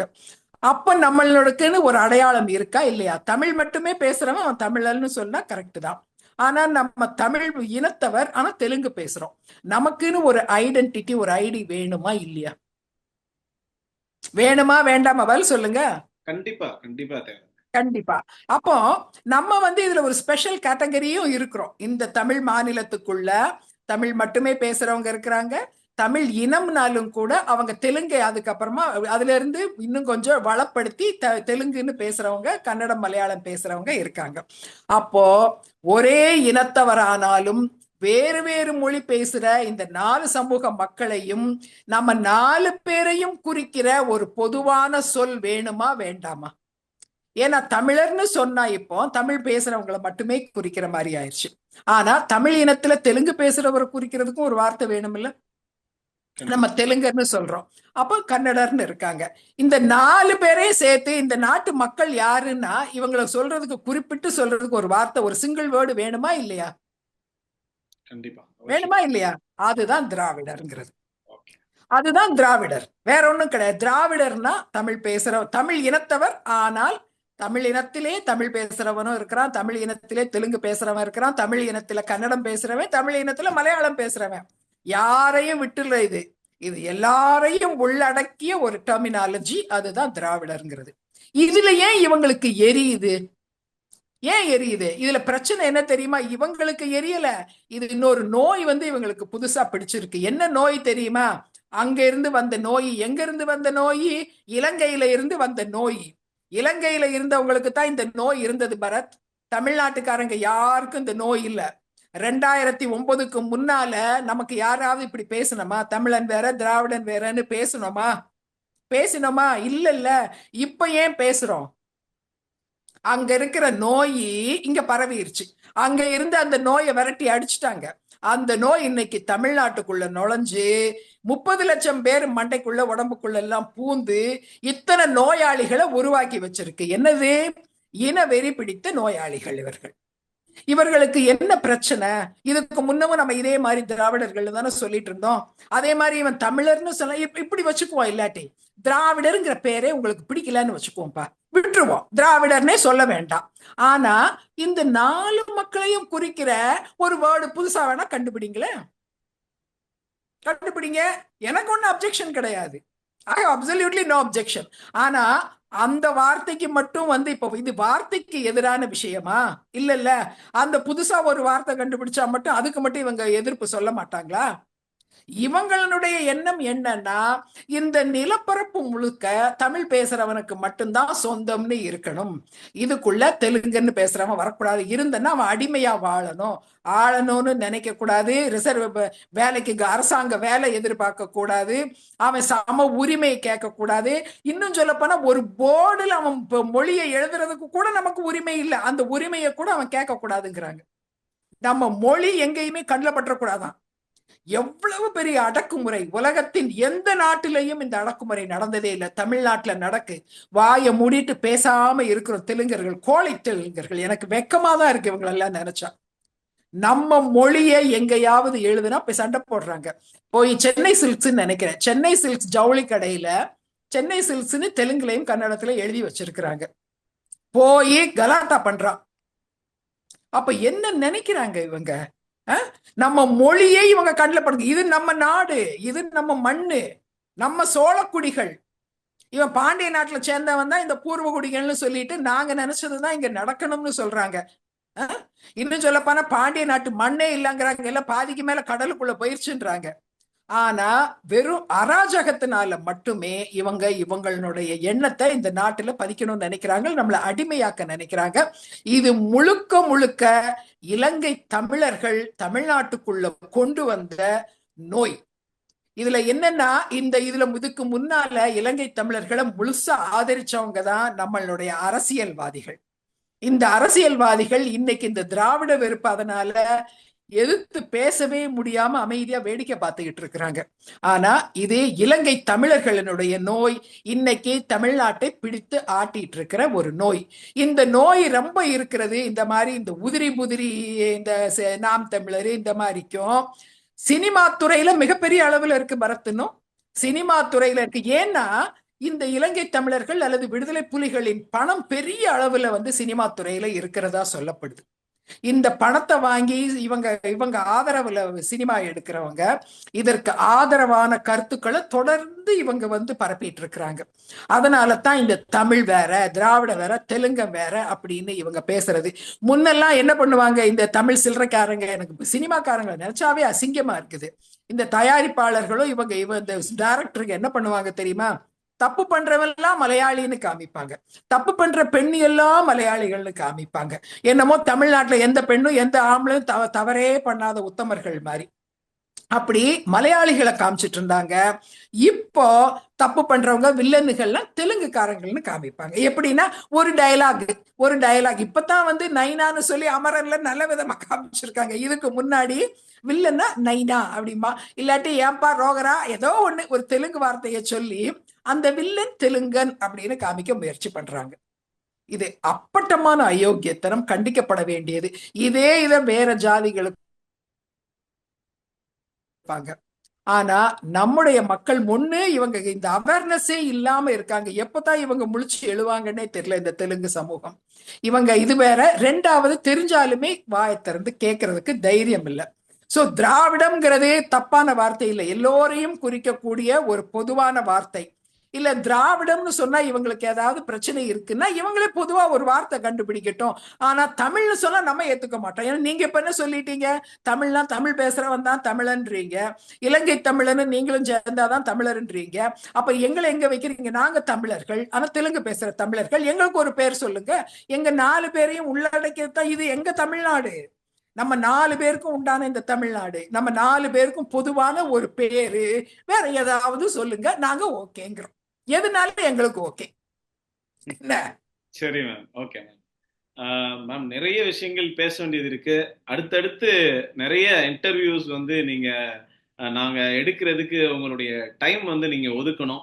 ஏன்னா நீங்க வந்து ஒரு பெரிய டிக்ஷனரி, நீங்க உங்கள்கிட்ட இருக்கக்கூடிய விஷயங்களை மக்களிடம் கொண்டு போய் சேர்க்கிறதுக்கு இப்ப கடைசியா நீங்க சொன்ன விஷயத்திலே வந்து அவ்வளவு நல்ல விஷயங்கள். இதை வந்து நிறைய பேர் நம்ம சமூகத்துல பார்த்து அவங்க தெரிஞ்சுக்கணும். அவங்களும் வந்து அந்த காம்ப்ளெக்ஸ்ல இருந்து நம்ம ஏதோ 2ஆம் தர குடி தமிழ்நாட்டுல அப்படின்ற மாதிரியான ஒரு எண்ணத்தோட அவங்களுடைய உரிமையை கேட்கறதுக்கு கூட தைரியம் இல்லாம 10 பேர் இருக்கிற இடத்துல நம்ம 2 பேர் இருக்கிறோம்னா 10 இட்லியில 2 இட்லி எனக்கு கொடுன்னு கேட்கறது ஒரு பேசிக்கான ஒரு உரிமை. அதை கேட்க தைரியம் இல்லாத ஒரு சூழல் தான் நமக்குள்ள இருக்கு. இதுல இவங்க மேடைகள் எல்லாத்துலயும் இந்த அடிமட்டத்துல இருக்கக்கூடிய அருந்ததியினர் வந்து தெலுங்கர்களை வந்து ஆதரிப்போம், ஆனா அதிகாரத்துல இருக்கக்கூடிய தெலுங்கர்களை நம்ம எதிர்ப்போம் அப்படின்னு ஒரு குரூப் வந்து கிளம்பி இருக்கு. ஒவ்வொரு விதமா வந்து பாத்தீங்கன்னு சொன்னா பிரச்சாரங்கள் செஞ்சுட்டு இருக்காங்க. இது போல நிறைய விஷயங்கள் நீங்க நம்ம கூட நம்ம சேனலுக்கு வந்து நீங்க எக்ஸ்பிளைன் பண்ணணும்னு வர நாட்கள்ல அடுத்தடுத்த விஷயத்துல நம்ம பேசுறப்போ இன்னும் நிறைய விஷயங்கள். ஒரு விஷயம் பரத், நீங்க சொன்னீங்க அருந்ததியர்களை ஆதரிப்போம் ஆனா அதிகாரத்துல இருக்கிறவங்க எதிர்ப்போம்னு. அதிகாரத்துல இருக்கிறவங்கன்னா யாரோ ஒரு 5-6 எம்எல்ஏ எம்பிஸ் இருக்கிற தெலுங்கர்களை இவங்க சொல்றாங்க. இந்த எம்எல்ஏ எம்பிஸ் எப்படி வந்தாங்க? நான் இப்படி ஒரு சிம்பிளா கேக்குறேன். நாடு சுதந்திர போராட்ட காலம் இல்லாட்டி பழைய அரசியல் காலம் இந்த 1900 இருந்து எடுத்துக்கிடுவோம். இன்னைக்கு தமிழ் பூர்வகுடின்னு சொல்றவங்க எத்தனை பேரு இந்த இதுல எல்லாம் வந்து போராடினாங்க இருக்கிறாங்க? இல்லவே இல்லை, நான் சொல்லவே இல்லை. ஆனா அரசியல் ரீதியா யார் அதுல இருந்தாங்க? யாருமே இல்ல. தெலுங்கு பேசுறவங்க ஆனா இல்ல, முதலியார் சமூகம் செட்டியார் சமூகம் இருந்திருக்கிறாங்க, நிறைய பேர் அந்த மாதிரி இருந்திருக்கிறாங்க, மலையாளிகள் நாயர்கள் இருந்திருக்கிறாங்க, நாயுடு நாயக்கர்கள் இருந்தாங்களே. எந்த சமூகம் கொஞ்சம் வசதியா இருந்ததோ அந்த சமூகத்து மக்கள் அரசியல்ல இருந்தாங்க. அதனுடைய தொடர்ச்சியா இன்னைக்கு வரைக்கும் அது வருது. இன்னைக்கு மற்ற சமூகங்கள் மேல வந்துட்டாங்க. எவ்வளவோ பேரை நம்ம பாக்குறோம், ஏன் இஸ்லாமியர்கள் எவ்வளவு வசதியான சமூகங்களா இன்னைக்கு இருக்கிறாங்க, கிறிஸ்தவர்கள் எல்லோருமே படித்தவர்களா இன்னைக்கு இருக்கிறாங்க. மற்ற இந்து சமூகங்களை விட கிறிஸ்தவ சமூகங்கள்லாம் இன்னும் நல்ல முன்னேறிய சமூகங்கள். இவங்களுக்கெல்லாம் வாய்ப்பு இல்லைன்னு இல்லை, ஆனா இவங்களுக்கான வாய்ப்பு இந்த சுதந்திர இந்தியாவில எல்லோருக்கும் சமூக நீதியின் அடிப்படையில கிடைக்குது. எல்லோரும் மேல வரட்டும், யாரும் வேண்டான்னு நம்ம சொல்லவே இல்லை, முதல்ல சொல்ல முடியாது. மக்கள் யாரை ஏத்துக்கிறாங்களோ அவங்க எல்லோரும் வரலாம். ஆனா இதற்கு அடிப்படை என்ன தெரியுமா? மக்கள் நலன். மக்கள் நலனுக்காக வேலை செய்யறவங்க, மக்கள் நலனுக்காக போராடுறவங்க, மக்கள் நலனுக்காக உழைக்கிறவங்க யாரோ அவங்களுக்கு அங்கீகாரம் கிடைக்க போகுது. அதை செய்யறதுக்கு வராம அதுலயும் எனக்கு ஏதோ ரிசர்வேஷன் கேட்கிற மாதிரி அதுல எனக்கு வந்து நாங்க ஏன் இல்லை அப்படின்னு கேட்கக்கூடாது. வாங்க, நீங்களும் வாங்க, நீங்களும் வந்து மக்கள் சேவை செய்யுங்க, மக்களுடைய அபிமானத்தை பெற்று எல்லோரும் வரலாம். அப்படி வரும்பொழுது பெரும்பான்மை சமூகமா இருக்கிற நீங்க தமிழ் பேசுறவங்க நிச்சயமா அரசு அதிகாரத்திற்கு வர முடியும். அதற்கு முயற்சி பண்றதை விட்டுட்டு வெறுப்புணர்வின் அடிப்படையில வந்து நீங்க வந்து அரசியலை கைப்பற்றணும்னு நினைக்கிறது அது ஒரு தவறானது. அதே மாதிரி இதுல இன்னொன்னு நான் வந்து ஒரு ரெக்வஸ்டா வச்சுக்கிறேன்.